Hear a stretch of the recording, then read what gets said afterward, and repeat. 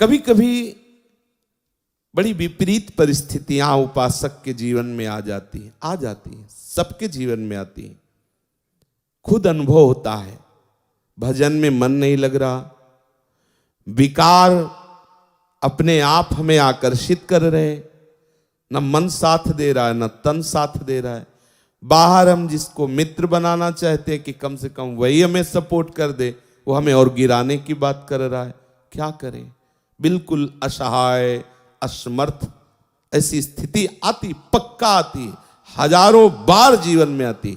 ये हम अपने जीवन की बात कह रहे हैं। हजारों बार एकदम अंधेरा, कोई पकड़ नहीं आ रही, अंदर से अंधकार छाया हुआ है, बाहर से कोई समझाने वाला नहीं, विकार का भयंकर उन्माद।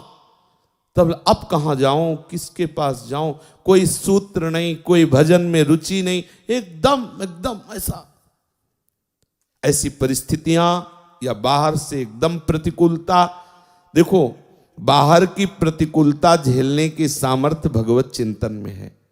अंदर से चिंतन सरस चल रहा है तो बाहर से हम प्रतिकूलता सह जाएंगे। पर ऐसी स्थिति जब अंदर अंधकार छा गया, अंदर अंधकार मतलब ऐसा लग ही नहीं रहा कि हम भजन करते हैं, कोई नाम में रुचि नहीं, कोई शास्त्र में रुचि नहीं। वो कुछ क्षण के लिए ऐसी बात आई न, शास्त्र में रुचि कोई, मतलब एक पता नहीं कैसी अंधकार में स्थिति, और बाहर सब प्रतिकूलता, विषयाकर्षण। अब उस समय केवल आश्रय काम करता है, केवल आश्रय।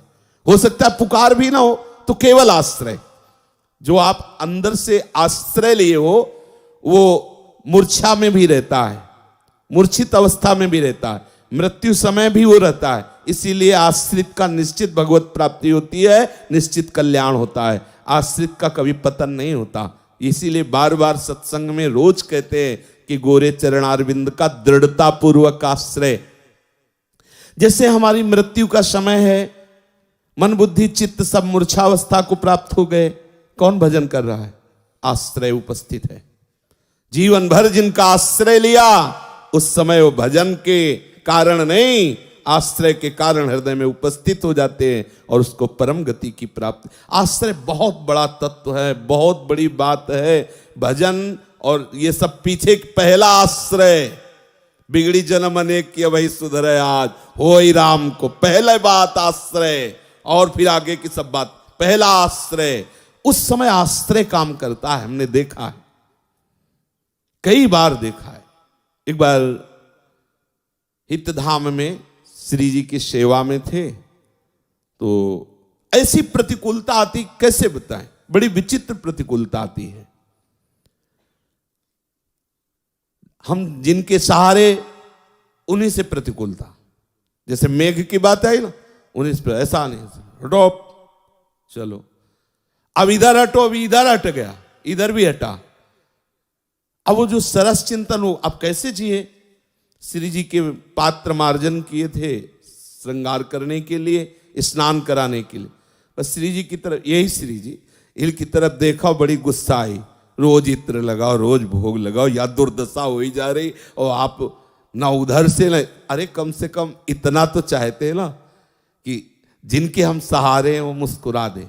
इतना भी नहीं चाहना, अगर इतना चाहोगे तो गड़बड़ हो जाएगा। बड़ा विचित्र खेल है। देखो, मन में इतना है, जैसे कोई दौड़ रहा है, चढ़ाई चढ़ रहा है, तो उसको एक लगता है इतना तो कोई कह दे शाबाश, तब तसल्ली होती है। हाँ, और वो इतना दौड़ रहा है, इतना परेशान हो रहा है, ऊपर से उसे और डांट के कर दे सारे कायर, तो उसको कैसा लगेगा? लेकिन इस मार्ग में ऐसा ही दवाई होती है। अगर कहीं बड़ाई हो जाए तो समझ लेना कोई अपराध बन गया, पक्का समझ लेना।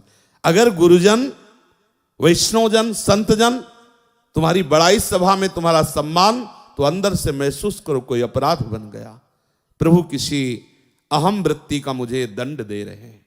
पक्का समझना, उस समय हर्षित मत होना कि बहुत बड़ा लाभ मिल गया, गुरुजी देखो सम्मान करवा। नहीं, गुरुजन जब प्यार करते हैं तो अहम का नाश करके पूर्ण दैन्यता प्रदान करते हैं।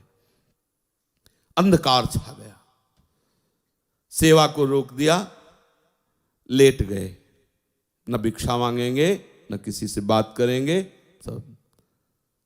उस सेवा प्रवृत्ति फिर उठे गुस्सा होते हुए श्री जी से। अब जल ऐसे तांबे के पात्र में रख के ऐसे श्री जी को स्नान, फिर गुस्सा आए, पूरा जल श्री जी के ऊपर, जैसे होली में नहीं ऐसे सब डाल दे, नहा धो लो। उस समय तो मतलब बिल्कुल तन्मयता है, क्योंकि उनके सिवा हमारा कोई है नहीं। पूरा कब तक इधर जिधर देखो उधर, जब जैसा मर्जी आया वैसा ऊपर जल डाल। नहीं करेंगे सेवा, न भोजन करेंगे न सेवा करेंगे। फिर लेट गए, ये दोबारा लेटे। 5 मिनट हुए थे, भक्तमाली जी 2 संतों को लेके आ गए। श्री हरिवंश आवाज आई तो थोड़ा उठे, देखा 3 संत उनके सहित। अब गुस्सा थोड़ी दिखानी पड़ेगी। और ऐसी चर्चा की कि रोते हुए सेवा शुरू हो गई।